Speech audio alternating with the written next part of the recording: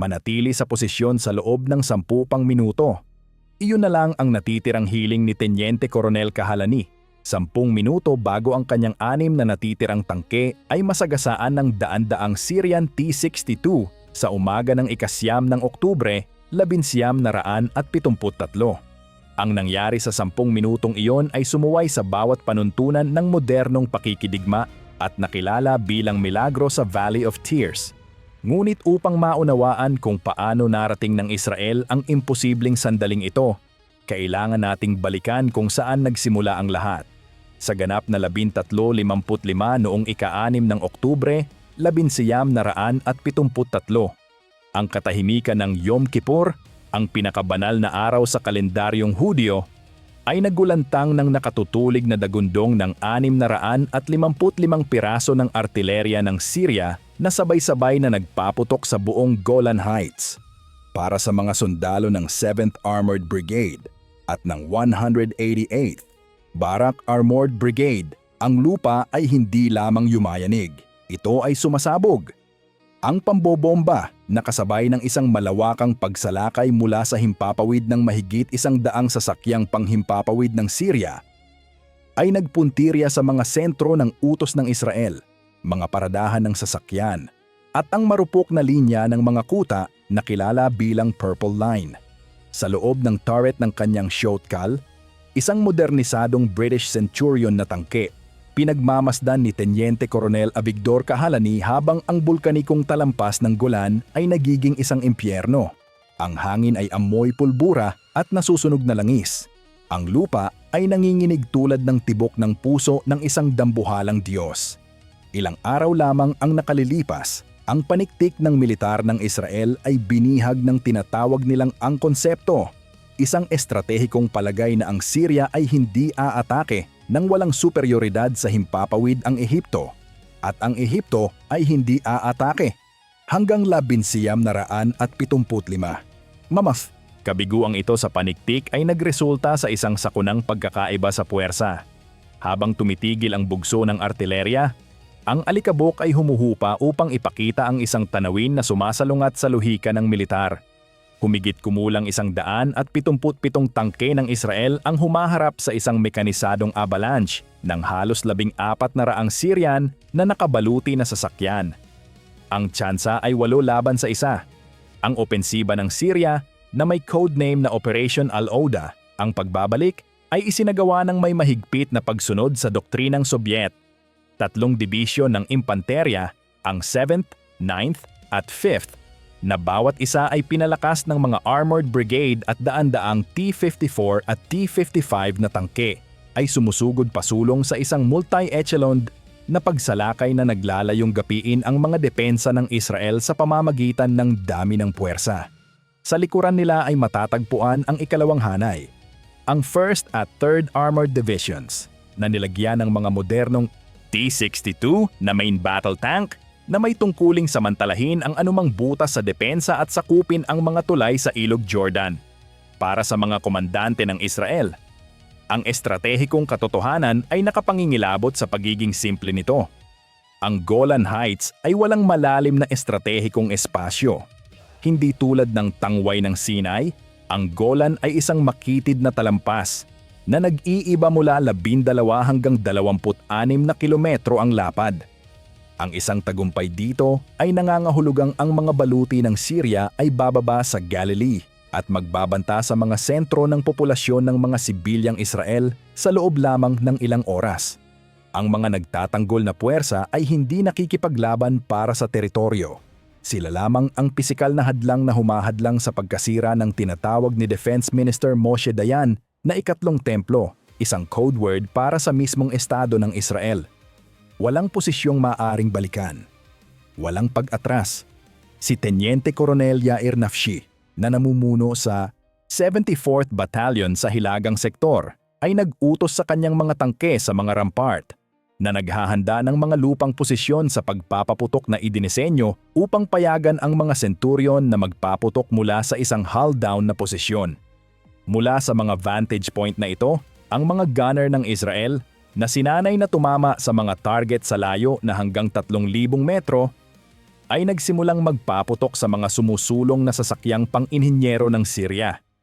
Ang 105 mm L7 rifled cannon ng Centurion ay napatunayang napakatumpak na sumisira sa mga bridging tank at mga sasakyang naglilinis ng mina bago pa man epektibong makaganti ng putok ang mga Syrian.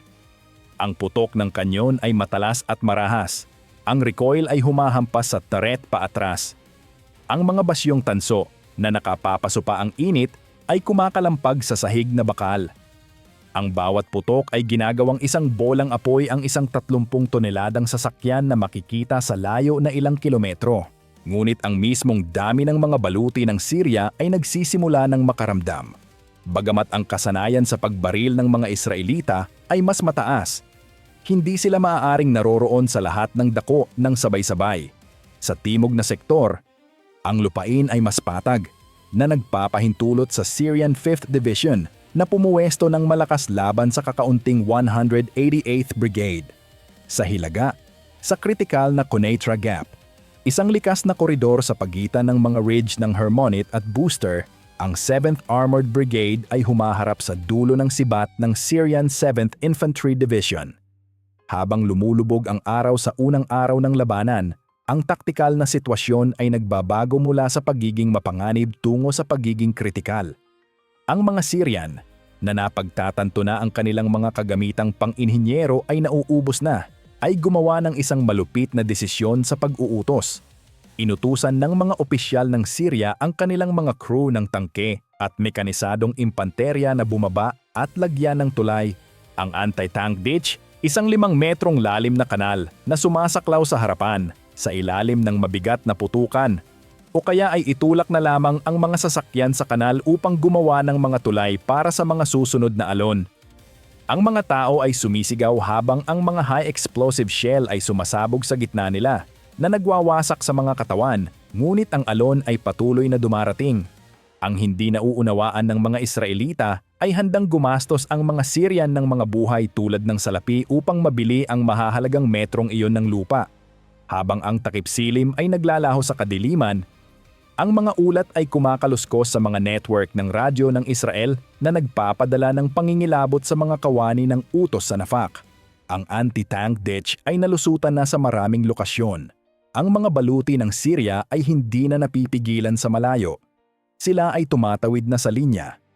At ang mga tangke ng Israel na kulang sa night vision na kagamitan ay malapit ng isadlak sa isang labanan laban sa isang kaaway na nakakakita sa dilim. Ang hindi nila alam ay ang bangungot ay nagsisimula pa lamang. Ang pagsisimula ng gabi noong ika-6 ng Oktubre ay nagpabago sa Golan Heights mula sa isang long-range gunnery range tungo sa isang claustrophobic na bangungot para sa mga tanker ng Israel. Ang psikolohikal na pilay sa mga crew ng 7th Armored Brigade ay napakalaki. Sila ay nagpapatakbo sa high alert, marami ang nag-aayuno para sa Yom Kippur, at ngayon ay isinasabak sa high-intensity na labanan laban sa isang kaaway na higit sa bilang. Ngunit habang nilalamon ng kadiliman ang talampas, isang teknolohikal na asimetriya ang nagbabantang sumira sa depensa ng 7th Brigade. Ang mga Syrian T-55 at T-62 na tangke ay nilagyan ng active infrared night vision na mga sistema. Ang teknolohiyang Sobyet na ito ay nagpapahintulot sa mga gunner at komandante ng Syria na makita ang larangan ng digmaan at makisalamuha sa mga target sa layo na humigit kumulang 800 metro sa dilim. Kabaligtaran, ang mga Israeli Shotkal na tangke ay bulag. Wala silang night vision sights na pumipilit sa mga komandante na lumaban ng nakabukas ang kanilang mga hatch, na inilalantad ang kanilang sarili sa mga shrapnel ng artilerya at putok ng sniper para lamang makita ang mga muzzle flash o anino ng sumusulong na baluti ng kaaway. Ilalarawan ito ng isang komandante sa kalaunan bilang pakikipaglaban na may supot sa iyong ulo habang may nagbabato sa iyo ng mga kutsilyo. Si Abigdor Kahalani, na nakaposisyon sa magulong sektor sa hilaga ng Quneitra, ay napagtanto na ang kaligtasan ng kanyang batalyon ay nakadepende sa pagpapawalang bisa sa teknolohikal na kalamangang ito. Inutusan niya ang kanyang mga tangke na huwag magpaputok hanggang sa lumapit ang mga Syrian sa loob ng 800 hanggang 1,000 metro. Isang nakapangingilabot na lapit para sa isang armored warfare.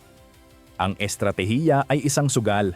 Payagan ang malawak na pormasyon ng kaaway na lumapit ng hindi ginagambala sa pag-asang makapagsagawa ng isang mapangwasak at malapitang ambush. Sa loob ng mga tangke ng Israel, ang mga loader na humahawak ng 105 milimetrong mga bala na tumitimbang ng mahigit 20 kilo bawat isa ay nagtatrabaho sa masikip na mga turret na napapalibutan ng amoy ng pulbura at pawis. Ang kanilang mga kamay ay nagdurugo mula sa paghawak sa magaspang na bakal. Ang kadiliman ay pumipilit tulad ng isang pisikal na bigat. Upang mabayaran ang kanilang pagkabulag, ang mga Israelita ay nag-imbento. Gumamit sila ng 81 milimetrong mga mortar na nakakabit sa kanilang mga tangke upang magpaputok ng mga illumination round at humiling ng mga artillery flare upang liwanagan ang larangan ng digmaan. Ang mga flare ay bumubuo ng arko sa langit na sumasabog sa maningning na puting liwanag na nagtatapon ng mga matatalim na anino sa buong lambak. Gayunpaman, habang lumalalim ang gabi, ang supply ng mga illumination shell ay nauubos. Ang mga komandanteng Israel ay gumamit ng sariling infrared searchlights ng kaaway bilang mga gabay sa pagpuntirya. Kapag binuksan ng mga tangke ng Syria ang kanilang mga infrared projector, lumilitaw ang mga ito bilang mga natatanging pinagmumulan ng liwanag sa pamamagitan ng mga handheld infrared binoculars na nagpapahintulot sa mga komandante na idirekta ang kanilang mga gunner sa mga target. Ang labanan ay naging isang serye ng magulo at malapitang bakbakan. Si Teniente Zvika Greengold na namumuno sa isang tangke at kalaunan ay isang maliit na ad hoc force na kilala bilang Zvika Force. Ay nakipaglaban sa Syrian 1st Armored Division sa kahabaan ng Tapline Road sa pagpapalit ng mga tangke habang ang mga ito ay nasisira at patuloy na paggalaw upang magkunwaring isang mas malaking puwersa. Nakipaglaban si Greengold sa mga Syrian T-55s sa layo na kasing lapit ng 30 metro, gamit ang kadiliman at ang kalituhan ng kaaway upang antalahin ang isang buong armored division. Ang kanyang boses sa radyo ay mahinahon, halos klinikal, habang humihiling ng mga fire mission. Ngunit sa loob ng kanyang tangke, ang init ay nakasasakal. Ang usok ng diesel ay humahalo sa amoy ng mainit na bakal at nasusunog na goma. Ang kanyang mga kamay ay may mga paltos. Ang dugo ay tumatagas mula sa mga hiwa kung saan ang shrapnel ay humiwa sa kanyang uniforme. Siya ay nakikipaglaban sa isang digmaan ng panlilinlang, isang solong tao na pumipigil sa isang agos ng bakal. Ngunit alam niyang ang kanyang swerte ay hindi magtatagal habang buhay. Sa hilagang Valley of Tears, ang 7th Brigade ay lumalaban upang hawakan ang mga rampart. Ang mga tangke ng Syria na ginagabayan ng kanilang infrared na kagamitan ay nagtagumpay na lampasan ang mga posisyon ng Israel na nakapasok sa likod ng mga linya ng depensa. Ang kaguluhan ay ganap. Ang mga tangke ng Israel ay natatagpuan ang kanilang sarili na kahalo ng mga kolum ng Syria. Sa isang pagkakataon, nakilala ni Kahalani at ng kanyang wingman ang isang tangke na nakabukas ang mga taillight. Dahil hindi sigurado kung ito ay kaibigan o kaaway, niliwanagan nila ito gamit ang isang xenon searchlight na naglantad sa isang T-55 na mas mababa sa 100 metro ang layo. Nagpaputok ang gunner ng Israel. Ang sabot round ay bumaon sa turret ring ng tangke ng Syria. Ang sasakyan ng kaaway ay sumabog sa isang geyser ng apoy. Ang mga bala ay sumasabog sa isang serye ng mga sekundaryong pagsabog na nagliwanag sa lambak tulad ng isang strobe. Ang turret ay tumilapon ng 50 talampakan sa hangin bago bumagsak pabalik sa lupa. Sa kabila ng kabayanihan ng mga individual na komandante, ang mismong bigat ng pagsalakay ng Syria ay nagsisimulang bumali sa pagkakaisa ng Israel. Ang mga bala ng 7th Brigade ay kritikal ng mababa at ang pagkapagod ay nagpapahina sa mga kakayahang kognitibo ng mga crew. Ang mga komandante ng tangke ay naghahalusumina sa aaragda ay naghahalusinate mula sa pagod, nakakakita ng mga multong tangke sa usok. Ngunit ang hindi nila alam ay ang kanilang pinakakinatatakutan ay malapit nang mangyari. Noong pamunuan ni Kahalani na patatagin ang kanyang linya, ang araw ay nagsimulang sumikat noong 7 ng Oktubre na nagpapakita ng isang kakilakilabot na bagong katotohanan. Inilantad ng liwanag ng araw ang sahig ng lambak na puno ng daan-daang nasusunog na sasakyan ng Syria. Gayunpaman, sa pagtingin sa kanilang mga optik, nakita ng mga komandante ng Israel ang isang ulap ng alikabok na tumataas sa silangan. Ang mga Syrian ay hindi umaatras. Sa halip, ipinapadala nila ang kanilang estratehikong reserba.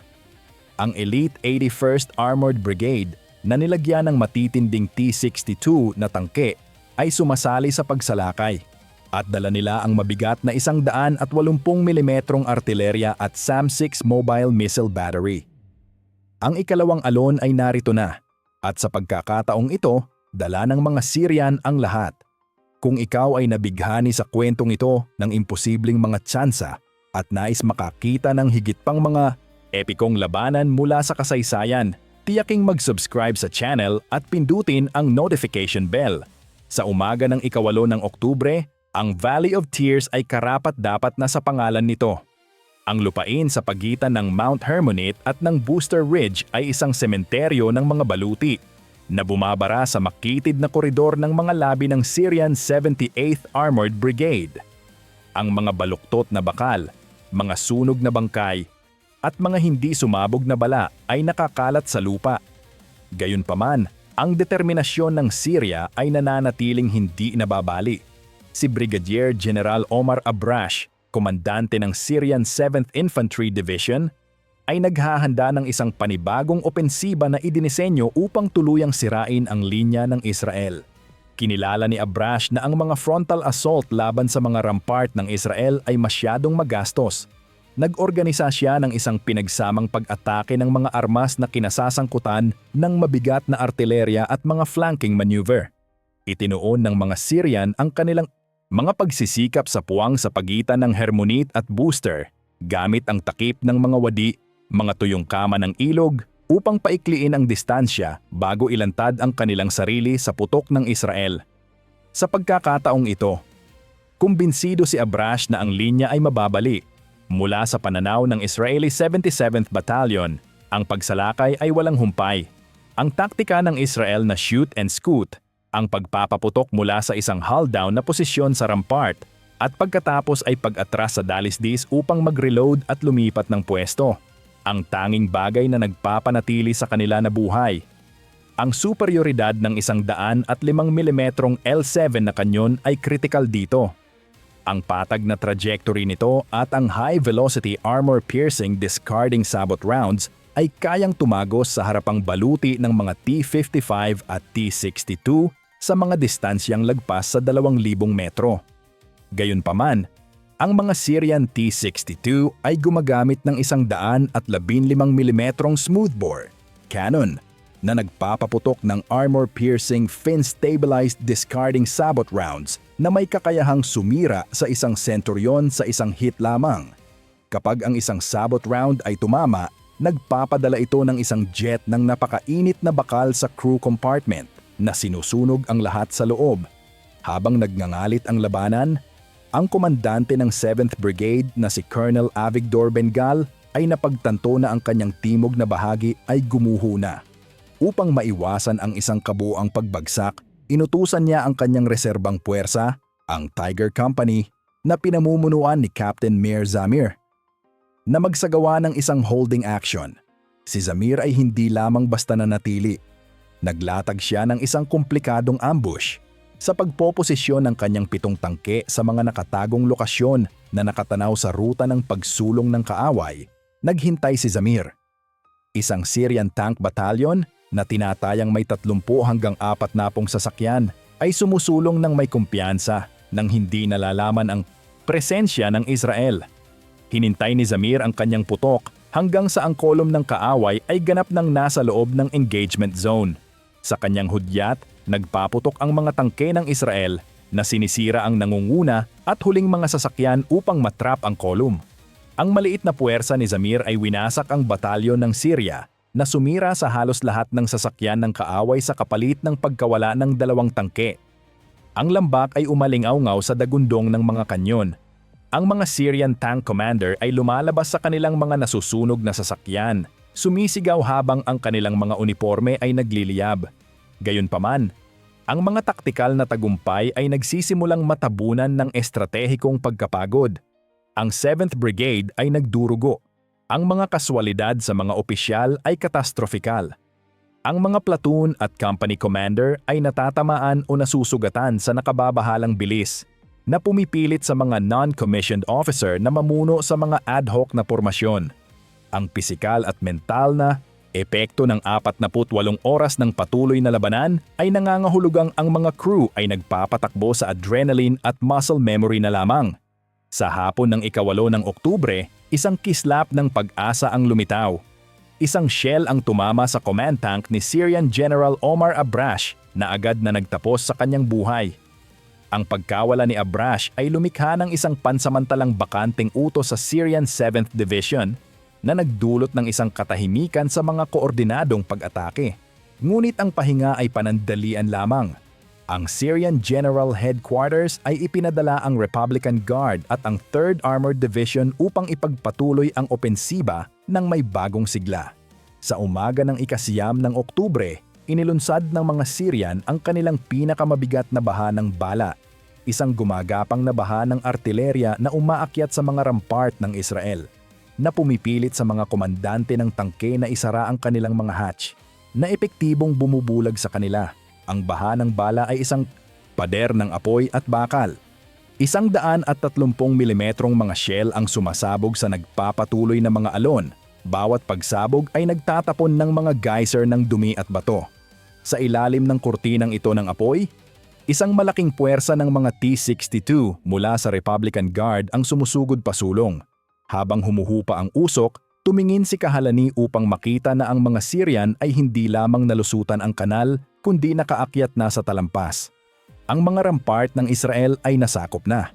Ang radyo ni Kahalani ay kumakaluskos sa mga ulat mula sa kanyang gilid. Ang mga Syrian ay nasa likuran na nila. Ang 7th Brigade ay nakikipaglaban na ngayon sa loob ng isang pagkubkob, nakahalo ng baluti ng kaaway, at wala nang natitirang reserba na matatawag.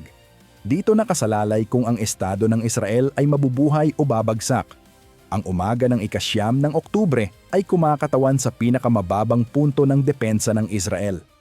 Ang 7th Armored Brigade ay epektibo ng tumigil sa pag-iral bilang isang nagkakaisang unit ng labanan.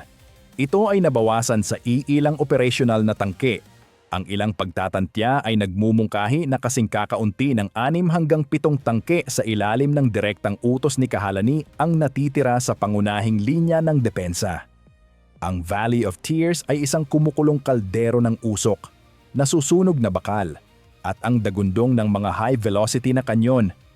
Ang hangin ay makapal sa masangsang na amoy ng nasusunog na goma, diesel na gasolina, at nagliliyab na laman. Sa loob ng mga Centurion, ang ingay ay nakatutulig. Ang mechanical na huni ng turret traverse, ang dagundong ng Continental diesel engine, at ang nakapangingilabot na kalansing ng mga tama sa armor plate ay lumilikha ng isang kakupunya ng karahasan. Ang mga komandante ng tangke na mahapdi ang mga mata mula sa usok ay sumisigaw ng mga utos sa mga intercom. Ang kanilang mga boses ay pumipiyok mula sa pagod. Ang Syrian Republican Guard na nakikipaglaban gamit ang mga T-62 ay sinasamantala ang kanilang kalamangan. Ang mga tangkeng ito ay nagsisimulang isa-isahin ang mga natitirang tagapagtanggol ng Israel. Si Bengal, sa pag-unawa sa desperadong sitwasyon, ay nag-utos sa mga natitirang tangke na umatras sa isang pangalawang linya upang mag-regroup. Ngunit ang pag-atras ay nagbabantang maging isang pagkatalo habang ang mga pagod na crew ay nagsisimulang umatras ng napakalayo. Ang linya ay nagkakawatak-watak na. Sa kritikal na sandaling ito, si Teniente Coronel Kahalani ay gumawa ng isang desisyon na magiging maalamat sa kasaysayan ng armored warfare. Sa pagkilala na ang pagkawala ng mataas na lupa ay nangangahulugang pagkawala ng Golan, inutusan niya ang mga umaatras na tangke na huminto at bumalik. Nakakakita ba ako ng mga duwag dito? Ang kanyang sigaw sa network ng batalyon. Nang mag-atubili ang mga tangke, iniusad ni Kahalani ang sarili niyang tangke ng mag-isa na sumusugod pabalik sa rampart patungo sa sumusulong na alon ng Syria. Nakarating siya sa tuktok ng ridge at agad na nakipaglaban sa 3 Syrian na tangke sa napakalapit na distansya. 50 metro. Winasak ng kanyang crew ang una. Ang sabot round ay humiwa sa glasses plate. Pagkatapos ay ang pangalawa, ang turret ay sumabog mula sa chassis. Habang pinupuntirya nila ang pangatlo, ang kanyon ay nag-jam. Tumangging sumara ang breach. Itinutok ng tangke ng Syria ang turret nito sa kanila. Gayunpaman, nang makita ang tila pagpapakamatay na pagsugod ng kanilang komandante, ang iba pang mga crew ng Israel ay nagkaisa. Sumugod silang muli sa mga rampart, ang mga truck ay nagtatapon ng mga tilamsik ng kislap at nagpakawala ng isang volley ng putok sa natigilang hanay ng Syria. Kasabay nito, isang puwersang tila multo ang dumating sa gilid. Si Teniente Coronel Yossi Ben-Hanan na nasa kanyang honeymoon nang magsimula ang digmaan, ay nagtipon ng isang pansamantalang puwersa ng 13 na ayos na tangke mula sa mga workshop sa Nafaq. Marami sa mga tangkeng ito ay pinatatakbo ng mga sugatang crewman na nagpalabas sa kanilang sarili mula sa mga field hospital. Ang kanilang mga bendahe ay basa pa ng dugo. Ang puwersa ni Ben-Hanan ay tumama sa gilid ng pagsulong ng Syria sa kritikal na sandali. Ang labanan ay naging isang magulo at malapitang bakbakan. Ang mga distansya ay bumaba sa mga metro na lamang. Ang mga tangke ay nagbabanggaan sa isa't isa. Ang bakal ay kumikiskis sa bakal. Ang putok ng mga machine gun ay winawalis ang mga deck ng mga sasakyan. Ang mga Israelita ay nagpapaputok na ng kanilang mga huling bala. Ang ilang tangke ay machine gun na lamang ang bala. Ang lambak ay isang tanawin ng impyerno. Ang lupa ay puno ng mga basyo ng shell. Ang mga nasusunog na tangke ay nagpapadala ng itim na usok sa langit na humaharang sa araw. Ang mga tao ay sumisigaw. Ang metal ay sumisigaw. Ang 7th Brigade ay sagad na. Iniulat ni Kahalani kay Bengal na hindi na nila kayang lumaban. Nakiusap si Bengal sa kanya na manatili ng 10 pang minuto. Ngunit ang 10 minuto ay isang kawalang hanggan sa pakikipaglaban ng tangke. Habang naghahanda si Kahalani para sa huling pagkasagasa, tinitingnan ang lambak para sa susunod na alon na tiyak nagagapi sa kanilang lahat. Nakita niya ang linya ng Syria na nag-aalangan. Isang malaking puwersa ng mga bagong Syrian T-62 na nakahanda ng maghatid ng huling dagok ay biglang huminto. Ngunit ang susunod na nangyari ay sumalungat sa lahat ng lohika ng militar. Ang mga Syrian ay huminto at pagkatapos, sa paraang tila imposible, nagsimula silang umatras. Ang pagbagsak ng opensiba ng Syria sa hapon ng ika-9 ng Oktubre ay nananatiling isa sa mga pinakapinagtatalunang kaganapan ng digmaan. Sa mga bugbog na crew ng 7th Brigade, ito ay parang isang milagro. Ang mga tangke ng Syria, daan-daan sa mga ito, ay nagsimulang umatras. Ang estratehikong pagsusuri ay nagpapakita na ang pag-atras ay sanhi ng pagsasama ng katatagan ng Israel at sistematikong kabiguan ng Syria. Nawalan ang mga Syrian ng mahigit 260 tangke sa Valley of Tears lamang at halos 600 sa buong Golan Front. Ang pagkawala ni General Abrash ay nagparalisa sa apalis sa kanilang istruktura ng utos. Higit pa rito, ang pagdating ng maliit na puwersa ni Ben-Hanan sa gilid ay nagkumbinsi sa mga pagod na komandante ng Syria na ang estratehikong reserba ng Israel ay dumating na ng buo. Samantalang sa katotohanan, ang mga reserba ay iilang sirang tangke at sugatang mga tao lamang. Ang mga opisyal ng Syria na tumitingin sa kanilang mga optik sa mga ulap ng alikabok na nilikha ng 13 tangke ni Ben-Hanan ay nakita ang inaasahan nilang makita, isang buong armored division. Ito ang pinakamalaking bluff sa kasaysayan ng militar. Ang katahimikan na bumaba sa Valley of Tears ay mas mabigat kaysa sa dagundong ng labanan. Ang sahig ng lambak ay isang sementeryo ng mga baluti. Higit sa 500 nakabaluti na sasakyan, kabilang ang 260 T-55 at T-62 ang nakahimlay na nasusunog o inabandona. Ang 7th Armored Brigade ay nagbayad ng isang kakilakilabot na presyo. Sa 105 tangke na nagsimula sa labanan, 7 hanggang 20 na lamang ang nanatiling operasyonal. Ang brigade ay nagdusa ng 12 dosenang mga nasawi at daan-daang sugatan. Ang 188th Brigade ay epektibo ng nawasak. Ang komandante nito na si Colonel Ben Shoham ay nawala sa labanan. Ang agarang pagkatapos nito ay walang pahinga para sa mga pagod. Noong ika-11 ng Oktubre, ang Israel Defense Forces, matapos ganap na mapakilos ang mga reserba nito, ay naglunsad ng isang counter-offensive. Ang mga labi ng 7th Brigade, na naayos at napalakas, ay nanguna sa paglusob sa Purple Line at papunta sa loob mismo ng Syria na sumulong hanggang sa loob ng 40 kilometro mula sa Damascus. Ang estratehikong pagbabaligtad na ito ay pumilit sa Syria na humiling ng agarang tulong mula sa Iraq at Jordan na nagpalawak sa labanan ngunit nagpapatibay sa hilagang hangganan ng Israel. Ang labanan sa Valley of Tears ay nag-iwan ng isang hindi mabuburang marka sa kasaysayan ng militar. Binigyang katwiran nito ang modernong sistema ng depensibong pakikidigma na nagbibigay diin sa hull-down na posisyon, long-range gunnery, at ang autonomiya ng pamumuno sa maliliit na unit. Ang kalayaan sa pagkilos na ibinigay sa mga komandante tulad ni Kahalani at Zamir ay malayo sa mahigpit na istruktura ng utos ng hukbo ng Syria na nagpapatunay na sa kaguluhan ng modernong digmaan. Ang inisyatiba ay mas mahalaga kaysa sa dami. Ano sa palagay mo ang nagdulot ng pagkakaiba sa labanang ito? Ito ba ay dahil sa mas mahusay na pagsasanay, mas magandang kagamitan, o ang pagnanais ng tao na mabuhay laban sa imposibleng mga tsansa? Ipaalam sa amin sa mga komento sa ibaba. Ngayon, ang mga kinakalawang na katawan ng mga T-62 ay nagkalat pa rin sa Golan Heights, mga tahimik na monumento sa desperadong pakikipaglaban ng 11,973. Ang milagro ay hindi banal na pakikialam, kundi ang nakapangingilabot na katatagan ng espiritu ng tao kapag nakasandal na sa pader. Ang Valley of Tears ay isang patotoo sa kung ano ang kayang tiisin ng mga tao kapag ang tanging alternatibo ay ang pagkalipol.